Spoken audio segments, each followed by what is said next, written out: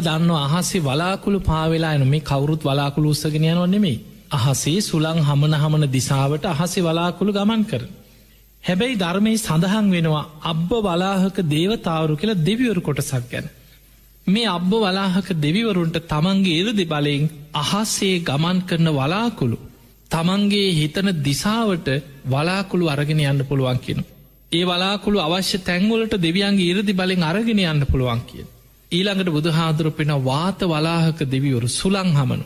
සුළඟ හමන්නේ එක ස්වභාවික දෙයක්. හැබැයි වාත වලාහක ඉරදි බල සම්පන්න දෙවියන්ට සුළඟ වේගේට බලපෑම් කරන්න පුළුවන් කිය. සුළගේ දිසාවට බලපෑම් කරන්න පුළුව. වේගෙන් හමන සුළං දෙවියන්ගේ ඉරදි බලයෙන් ඒ වේගේ පාලනය කරන්න පුළුව. සුළං හමන දිසාව වෙනස් කරන්න පුළුව. හැබැයි මිනිස්සු අධර්මයෙන් විෂමලෝබේ මිත්‍යා ධර්මයෙන් විකෘති වෙනකොට මේ ස්වභාව ධර්මයට බලපෑම්